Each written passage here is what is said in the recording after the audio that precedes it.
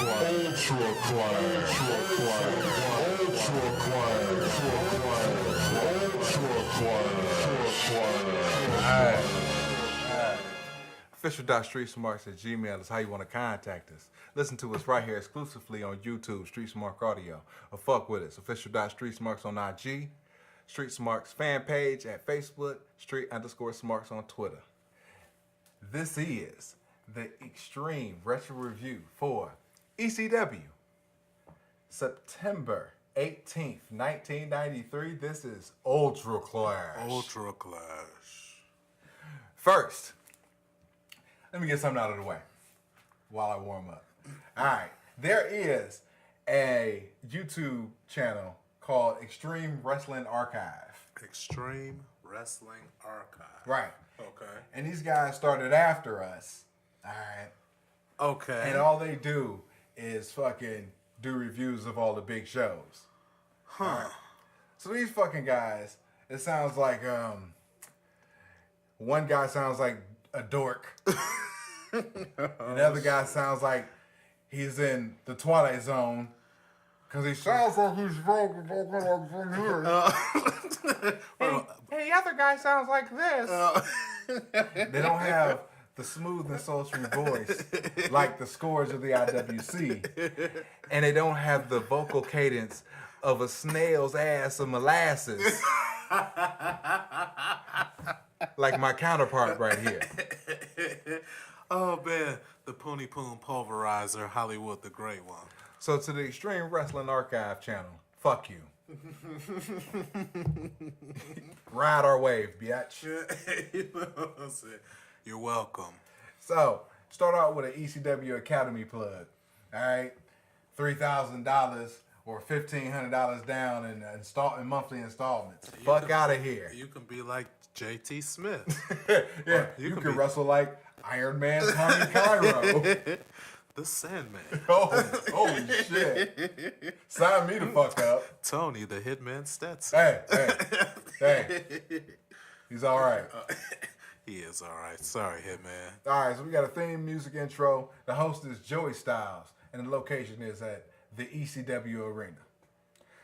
Alright, first match. Let me issue all that. Your thoughts of the match, thoughts of the show. Alright, so I've given a lot of thought as to how I'm going to approach this show because for those of you who have been listening, once I've got wind that this was going to be a monumental show for me personally, I've kind of been dreading it leading up into it because this is the last ECW appearance of the leader and founder of Hot Stuff International, the King of Philadelphia, my hero, my inspiration, Hot Stuff Eddie Gilbert. He makes a brief cameo on this show, and it's the last time we'll ever see him. So, every time I thought about it, and just when I watched it and stuff, and thinking about it, it brought me down. It made me a little sad and stuff. You know what I'm saying? But I decided that if this is going to be the last show of Hot Stuff Eddie Gilbert, the King of Philadelphia, that we're not going to go out on a sad note, you know what I'm saying? It's going to be like an appreciation for all the good things he did in laying the foundation for ECW. He was a key cornerstone in the building of this wrestling promotion. So shout out to Eddie Gilbert wherever you are. This show's for you. Show was pretty sucky. In my opinion, I mean, just looking at the card from top to bottom, like none of the feuds, like none of the matches were like feud worthy. Like they just thrown together. Like where the fuck did Public Enemy come from? Why is Sandman and Shane Douglas having a match? You know what I'm saying? Eddie Gilbert's going, motherfucking. Now they did promo Kevin Sullivan the week before, so he wasn't totally out of nowhere. But it just, I don't know, just the matches sucked. It felt Like the matches was just thrown together, and on top of the fact, I watched it being a sad panda. So yeah, terrible show. Oh, but there were titties, so that was a bright spot of the show. All right, so initially, we got Public Enemy versus Ian Rotten and Jason Knight. Complete extended squash. The Public Enemy are heels, but Philly's fucking with them. You know what I'm saying? Like everything they doing and shit, they doing like their heel work, trying to get all their shit in and everything like that. And the fans are responding to them. Those guys. Yeah. Joey's not doing a bad job handling play-by-play and color at the same time. He explains that the refs are more lenient. So we go to the reverse DDT, Senton Bomb combo for the finish. Dud match. Yep. Pretty much a dud match. And, Joey Styles out of nowhere, too, was... He was light years better than Jay Sully, don't get me wrong, but I could definitely tell the difference between this Joey Styles and the Joey Styles he ends up becoming to be. It was kind of fascinating. It's a lot more subdued, Joey Styles. You can tell he's kind of nervous, you know what I'm saying, calling the match. Felt the nervous energy. Right. But at the same time, he's completely blowing Jay Sully away. Yeah, without a doubt. By himself. Yeah. Like we can only handle Jay Sully when he's with Morocco or Paul Lee. Right, Exactly. Yeah, so. All right, so I gave the match a dud. Moving on. We got the Penn State Sandusky title. Tommy Cairo versus Tony Hitman Stetson with Hunter Q. Robbins III. That's right. All right, Stetson jumpstarts the heat. George Styles is explaining the psychology of Stetson's heel work. Hitman healing up for the fans. Face shine ended with a terrible spinning wheel kick and Stetson powders to the floor. All right, then he starts bumping himself on a scaffold structure. Tests the strength into a underhook suplex. Stetson slithers and straddles into the ring post. The thumb to the eye takes over. The champ's on the fuck all this. Anyway, right, bored as shit. Anyway, more suplexes. Stetson looks like to have a bloody face. Clothesline. HQR3 distracts. Belt shot for the dub. Yeah. Oh man, Tommy Cairo, he tried to get a little wrestling in that cluster truck of a match. You know what I'm saying? But yeah, shout out to the Tony Stetson, the Hitman, and Hunter Q. Robbins III for retaining. And yeah, oh man, match was brutal. Yeah. All right. Oh, but speaking of brutal. All right. So we're talking about the next match. You got Mask versus Mask. Oh my god. Super Destroyer number 1 versus Super Destroyer number 2. And I love the Super D's. Right. Oh, we got an original sign guy sighting. All right, both guys come out to the same thing. They both do the same pose. Right. They both do the same in-ring taunt. Like about to mount each other and shit. Fuck all this shit. All right, so crowd is losing interest because the pace is slow as fuck. Oh, man. Number 2 gets bumped to the corner. Senton finishes. Number 1 wins. Why was number 1 trying to be a technician in this doggone match? Why didn't they just have them brawl the fuck out for a good 5 or 6 minutes? You know what I'm saying? Wham, bam, thank you, ma'am. All right, well, you figure that the match that you got with Kevin Sullivan and Abby is going to be a brawl. You know what I mean? Yeah, but So you're going to have a brawl in the early in the show and a brawl later in the show? Yeah, but one would have been long, this Kevin Sullivan and Abby, and this one would have been just a quick bang out. You know what I'm saying? And, I'm just figuring about the pacing of the show. I mean, nobody really gave a fuck about the Super Ds going into it anyway. It's not like, one took two's mask off, all right, but then, like, who ran in? Wasn't there a run in? Yeah, at the end when after they unmasked number 2, number 1 said he's the last masked wrestler in ECW, and then Dark Patriot came out. Right, so Dark Patriot comes in, smacks number 1 with a chair, helps him do with a stuffed pile driver on a chair. He does it like 2 times. So he kills, he's done. Super D is over. Oh, and that we did not see it. That's it. Oh, get out of here. Yeah. How you win the match and you gone? Kills him.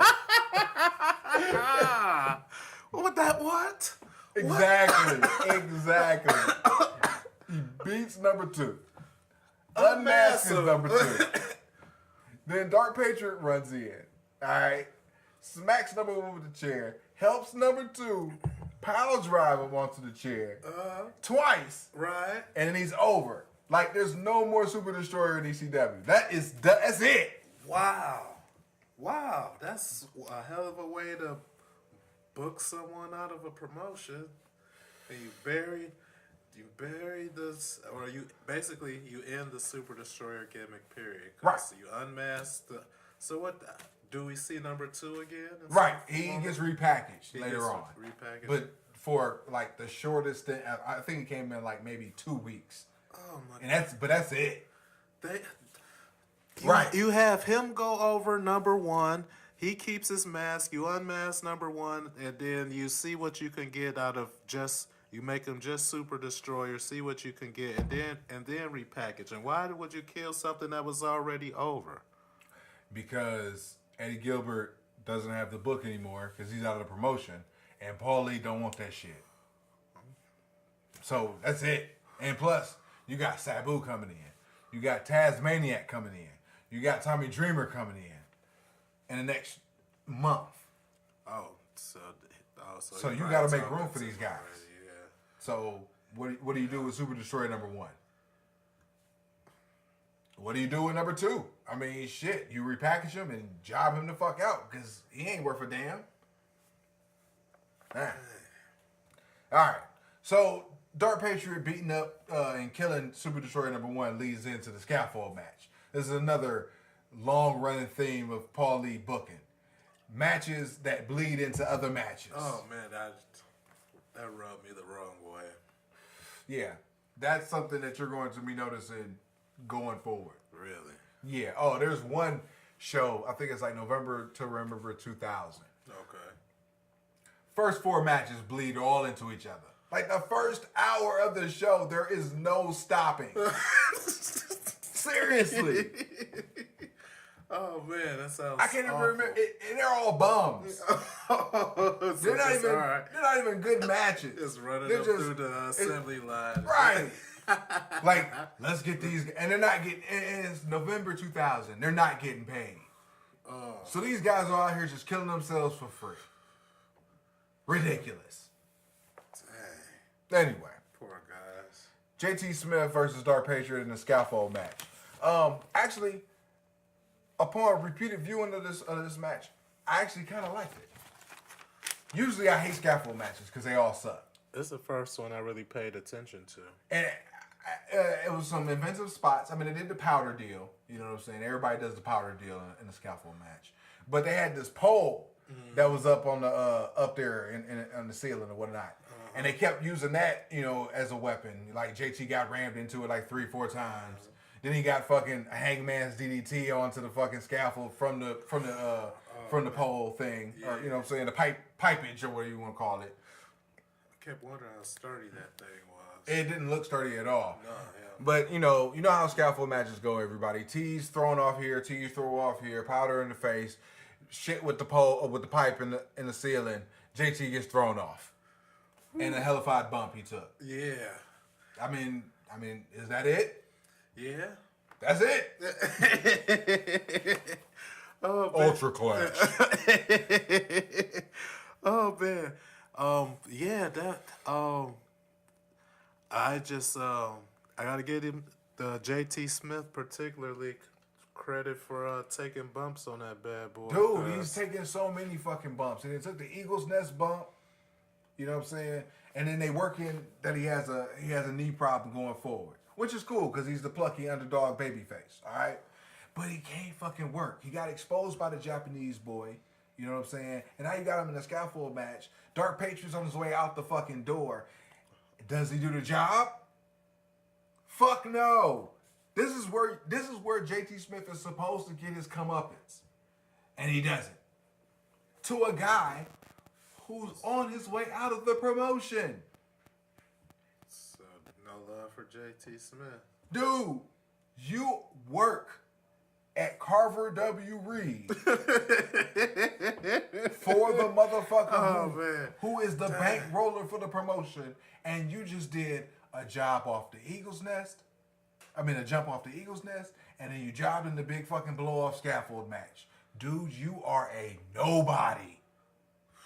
You're a nobody. You can't build him up anymore. All you gotta do is just send him fucking 10 feet up in the air. He's done. There's nothing you can do with him. Dang. Nothing. And now you understand why this motherfucker will be an undercard Jamook for the rest of the promotion.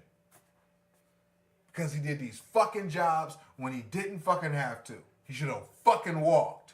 I know that's right. Like, you could have came back and been somebody. You were from Philadelphia. The promotion's in Philadelphia. You always gonna get that pop. And you out here fucking giving your fucking knee out to the business and shit. Stupid. Fucking retarded. Nobody talks about JT Smith when they talk about ECW alums. How long did he stay with ECW? He did 2 stints with ECW. He did this bullshit run right here where he was thrown around like a fucking rag doll, and then he quit a little bit and came back and did the full-blooded Italian gimmick with Little Guido. Okay. You would probably know him as Nunzio in WWE. He was Nunzio? No, he wasn't Nunzio. Oh, I'm just saying Little Guido was Nunzio. Oh, okay. Damn, goof. I should do a trivia challenge about that. No, I was like, wait a minute. Oh, man. Oh, yeah, no doubt. My shit aggressive, ain't it? Sandra Baker. Yeah. Yeah, I mean, it's all right. But yeah, it's not too harsh or nothing. All right. Next match. Tornado match. Lariat Stan Hansen tagging with the living legend Terry Funk versus Kevin Sullivan and Abdullah the Butcher. All right. So, you look like you got something to say already. Terry Funk is a loser, and I'm glad what happens to him happens to him. All right. From the notes, Funk climbs the scaffold match trying to get the crowd pumped already. A chair comes into the ring. Hansen gets it without Eddie. The emotion isn't there without Eddie. So it's like... Yeah, he was the linchpin of the doggone match. He's the linchpin of the damn of the whole promotion. That's what I was originally going to say, but, you know. No, I mean, quiet as kept. I mean, he was the whole... I mean, Paul Lee was obviously, a guy. But on TV, Eddie Gilbert was the guy bringing in all those people. Without the title. Right. So you subbing in Kevin Sullivan, you know what I'm saying, who I don't care for. I mean, he like, you want to talk about guys who do the same fucking match every match. He's so scary and unpredictable. How are you scary when you're 5'9"? There's nothing. Anyway. All right, so we got a mindless brawl. You know what I'm saying? Sully and Funk are paired up on the scaffold. Funk already bladed. A lot of no selling. Pace slows down. It's definitely blunt 30 at this time. Yeah, come on, somebody. So, oh wait. Eddie Gilbert and Dark Patriot jump out. Yeah, that's what I'm talking about. What's up, y'all? Hot Stuff International in the house, everybody. So they come into the ring and they beat up Funk with a chair. That's what I'm talking about. -5 stars. I said, what the fuck is going on? I thought Eddie's out of the promotion. So why the fuck is he here if he's out of the promotion? Why is Dark Patriot going over JT Smith if he's out of the promotion? What, is Freddie Gilbert going to go over in the motherfucking Battle Royal? He should have. Ah, get the fuck out of here. All right, so Funk and Hansen go over. He's Freddie Gilbert. Who cares? Sullivan turns on fucking Abby and they start fucking brawling. What is going on? Hansen runs up and runs back in. He breaks everything up. Funk hits... then Johnny Hotbody comes out. He gets hit with a chair. What is going on? Oh, man. Whole lot of shenanigans. This whole show is just makes no sense. I get it. Eddie's not there. You know what I'm saying? They don't know what to do. And the booking is all awry. But still, why would you book this type of mess? I mean, like, where is it going?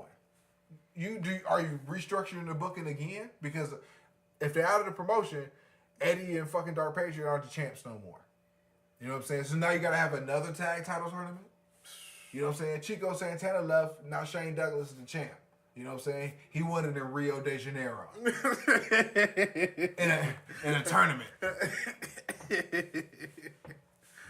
Like, you don't understand how much Eddie is, like, so synonymous with this booking. Because with him not there, everything is just out of whack. Oh my goodness.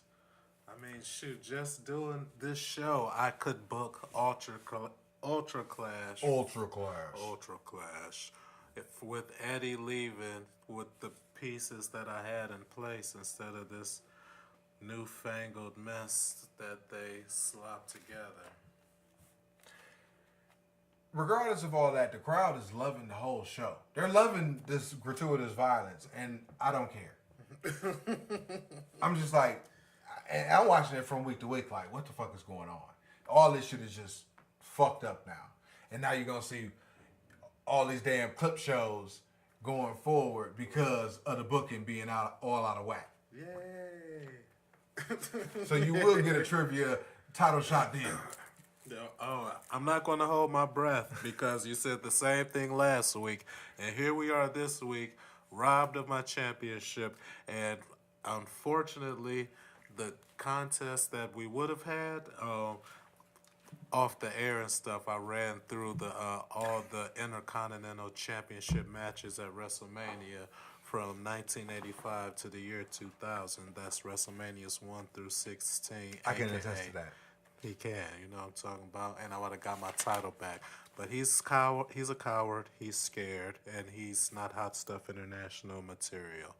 So that's why I'm not holding my breath, everybody.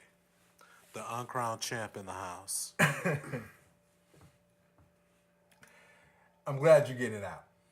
Oh yeah, little by little. All right, so we have a mixed gender battle royal for $5,000. Devious Donnie Allen, Hunter Q. Robbins III, Terrible Tigra, U.S. Angel, Six-Back Sully. All decked out in hillbilly gear. Yeah, where'd the hillbilly gimmick come from? I figure, Because he likes six-packs? it's not because of that. I think because they billed Sully from somewhere in Tennessee. So I think it was a shot. It might have been a shot at Lawler or maybe Gilbert. You see what I'm saying? That's the only thing I can ascertain from it. Okay. Sherry rounds out the fucking the match. Love Devious Donnie Allen shirt, says the Devious one. Naturally, that you would All think right. that. Naturally, of course. You know what I'm saying? All right.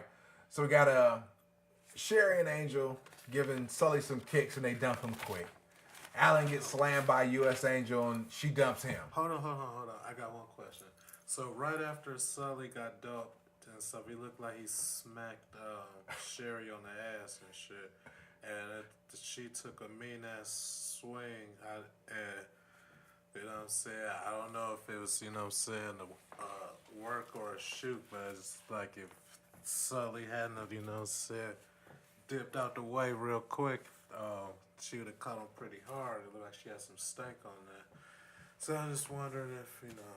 I didn't even notice it. Okay. Didn't even notice it. All right. So Donnie Allen gets power slammed by Angel and she dumps him. Then she kicks Hunter in the balls. She Sherry pants him. Tigra does nothing as she just sits up on the top turnbuckle. Straight chilling. Right. Hunter gets dumped. Sherry finally turns on Angel. Wait a minute. Are we just going to gloss over Angel's titties popping out? Nah, I missed that. I missed it. When she was straddling up, she was on top of Hunter Q. Robbins III and shit, And they was trying to take his pants off. Her, her right titty kept popping out and stuff. Oh, that's right, because she kept having to pull it back and shit. Yeah, All right, okay. Yeah, I was thinking like you was talking about like how her shit got pulled off on the sizzler. Oh yeah, no, I'm talking about it. This one right here, yeah. Nah, she just had like a little slip, a little nip slip jump off, like, and then she kept pulling her shit back and forth. Kept falling out. Right. You know, All right. So Sherry turns on Angel, a terrible power slam, and then she tells Angel to start working with her and shit. Freddie Gilbert walks in. Yeah. And then Angel wig falls off. Oh man. And I almost didn't notice. I sat there and was like, well, shit, keep working, bitch. You know what I'm saying? The bitch kept going for the wig and shit. And I'm like, this bitch. Hey, shoot, it's off now, shit. Right. It's a work. Use it as a weapon. Right. So, Freddie powders, Sherry follows, Angel gets up, and Tiger dumps her for the dub. Joey tries to mac on her from the booth. I said, what a goof. Yeah. Tiger was all the ladies was looking scrumptious tonight. No more so than Tiger, though. Tiger was fine. I don't know. I saw Angel's titty, so that's, I don't know. Titty, or the name of my fantasy football team is Touching Tatas, as a matter of fact, in my league. Except yeah. I was gonna say the Goddamn, Billy D, what's wrong with you? I was gonna say the general. I think he's the general manager. Anyway, the dude who invited me, he also works at my job, but he's on the verge of getting fired. So keep oversleeping for work and stuff. And I'll be having to tell his brother. You know, I don't know if they're real brothers or just, but. Oh, he was the captain of the softball team as well and stuff. This dude, yeah, so he on the verge of getting pointed out on attendance and stuff because unless Carl call and wake him up and stuff, he'd be he won't come to work. So yeah. So we have a strap match between Wild Man Sal Balomo and Sir Rick Michaels. What's the point of that story I was telling? No clue.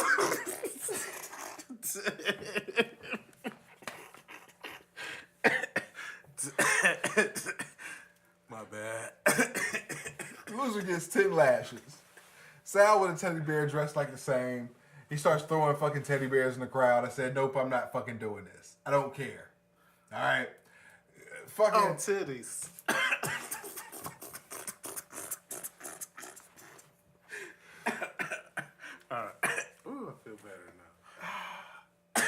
sloppy back and forth match, but there's a lot of drop kicks by both guys. Michaels with a blatant cane shot that the referee Molyneux sees, but nothing happens. They just continue. I guess it's a strap match, so you can be a little bit more lenient. It's ECW. It's not for everyone. It's not for everyone. Right? It's even on a hat now. Right. The match isn't bad. It's just slow as fuck, slow and plodding. The crowd agrees with me. Big splash for the finish. 1 star. Sal gives Michaels 3 lashes with a weight belt. But then Hunter jumps in. Sherry jumps in. Rockin' Rebel returns. And then he hits Sal with a chair shot. And then he wraps the belt around his hand, punches Sal, throws Sherry down, and the Rebel's back. Love him. Nice, you know what I'm saying? You over here in titty land and shit. Oh, man, yeah. Yeah, no, I'm back. It was just, sometimes I get a little distracted, So, by a fucking big busty angel. Yeah. She's amazing. And Tiger could learn a lot from Big Busty Angel. Just follow her lead. Alright. In the ECW title match, Sandman versus the fabulous Shane Douglas with Paul Diaz as second. I get the initial hate towards Shane Douglas in the beginning because he's representing Pittsburgh, Shittsburg, however you want to call it. that city over there. Yeah. You know, I don't really give a shit anymore. Yeah, try not to think about it. Bret Hart said if America was a body, Pittsburgh would be the city where the enema should be done. It's not often that I wholeheartedly agree with Bret the Hitman Hart, but in this particular case, he is 100% dead on accurate. That place could use a big, giant, colossal enema. But you know, I don't want nobody to die or nothing. But just like if everybody could get a heads up and they could just get out, and then Pittsburgh could be destroyed. Oh man, it just turned it into a big ass parking lot for Ohioans. Just like if you got an extra car that you can't park at your house or something, you could just park it over where Pittsburgh used to be. You know what I'm talking about? Call it New Cleveland 3, because Tampa is New Cleveland. And it could be New Cleveland 2.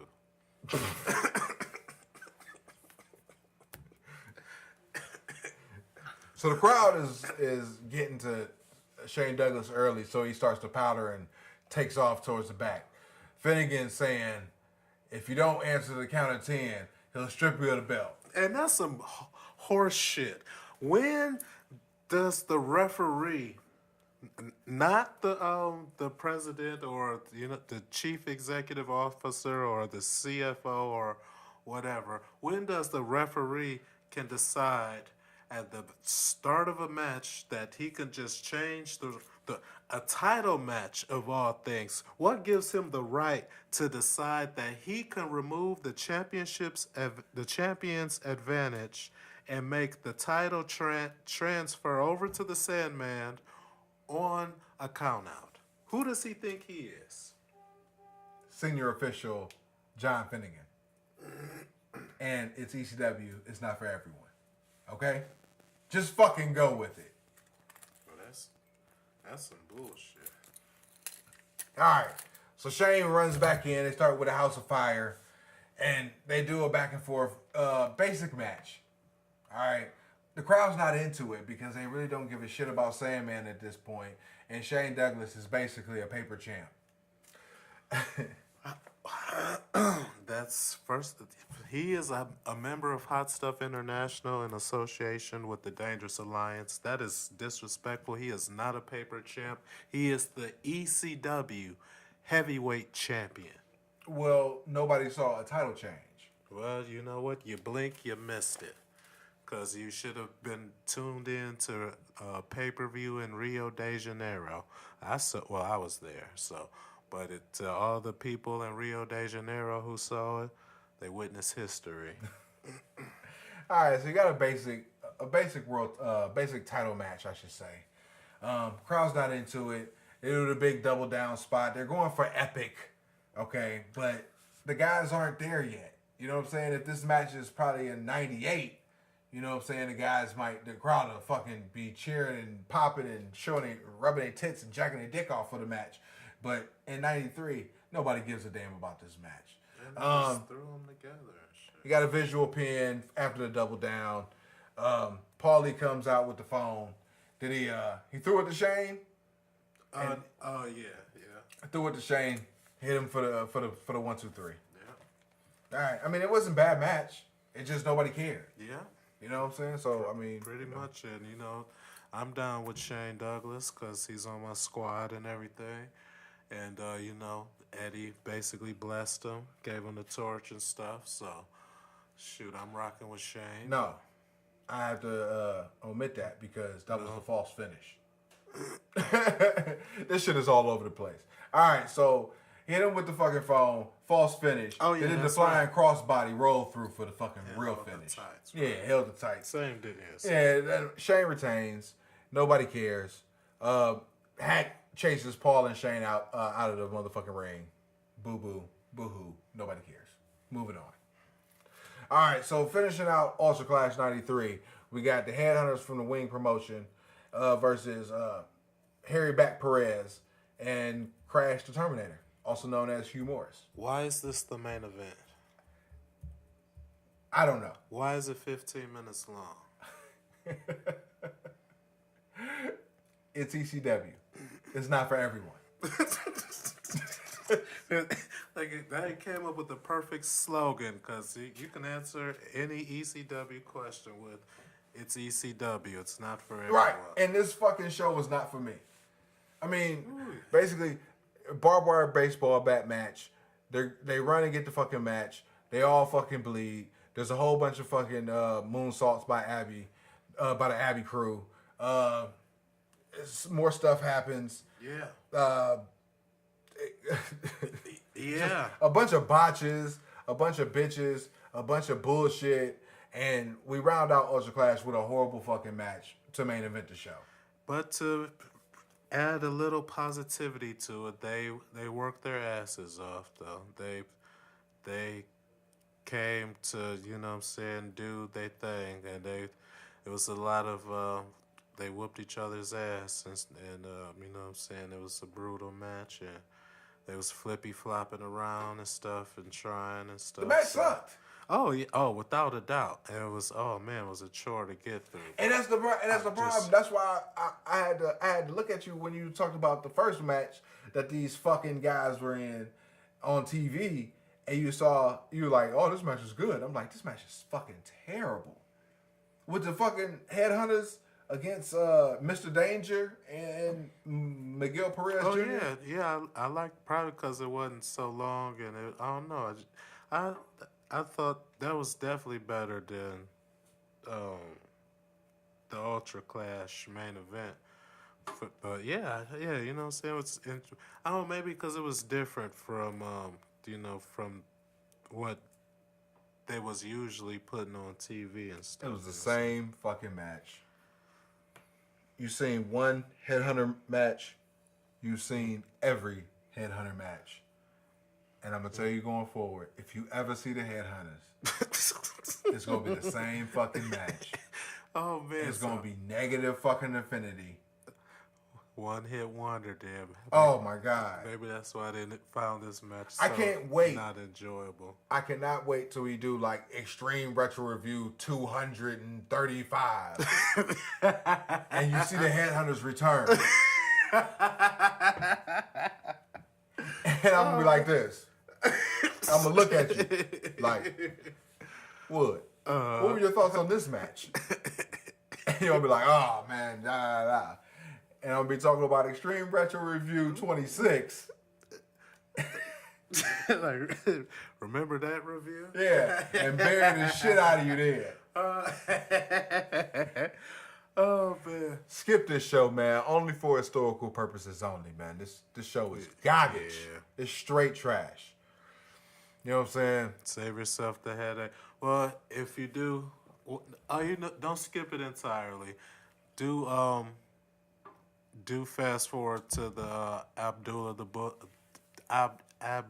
Butcher, Kevin Sullivan, Terry Loser Funk, and Stan Hansen match just to see Eddie Gilbert one more time. You know what I'm saying? But you can skip all the rest of this stuff. Oh no, and watch the mixed gender battle royal so you can see Angels today, and go touching Tatas, my fantasy football team. And now, a tribute to Eddie Gilbert. In 1993, he became involved in Todd Gordon's Eastern, now Extreme Championship Wrestling in Philadelphia.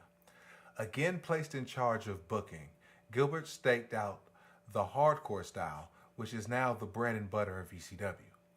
He tried to establish the promotion as the ultimate hardcore wrestling group by getting a former pornographic actress named Angel to remove her blouse at one show.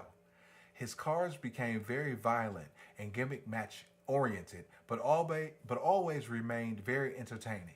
As always, he got his brother Doug a job at the promotion as the Dark Patriot, but the ECW booking position didn't last long either. Eddie's swan song came after the usual dispute with the owner of the promotion. He did a shoot interview during his final ECW card, which ended with him selling Eddie Gilbert t-shirts, duffel bags, and other merchandise to fans unbeknownst to Gordon.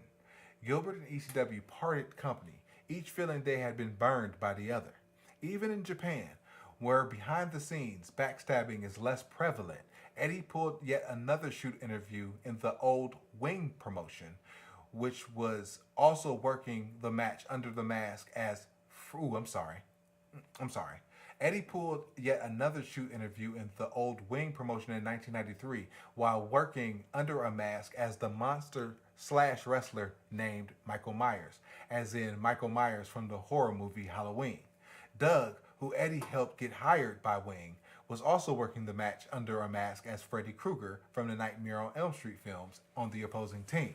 For reasons that are still not clear, Doug laid down and allowed Eddie to pin him in just 10 seconds. Then both men pulled their mask off, got on the house microphone, and explained to the baffled crowd that they were not.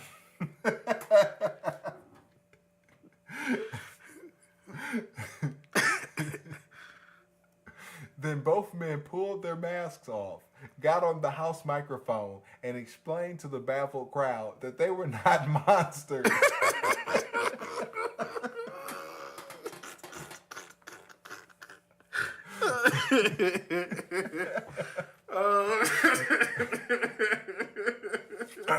Take 3.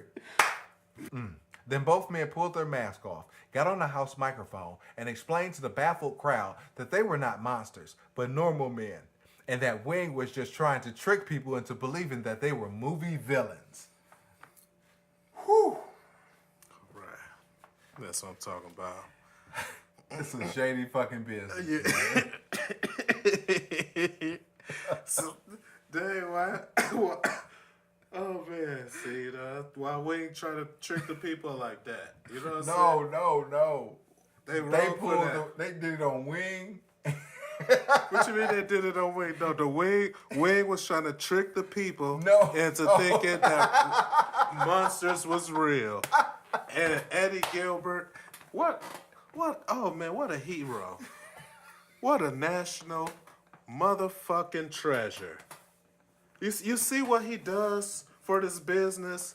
Not only does he entertain people, but he exposes conspiracies.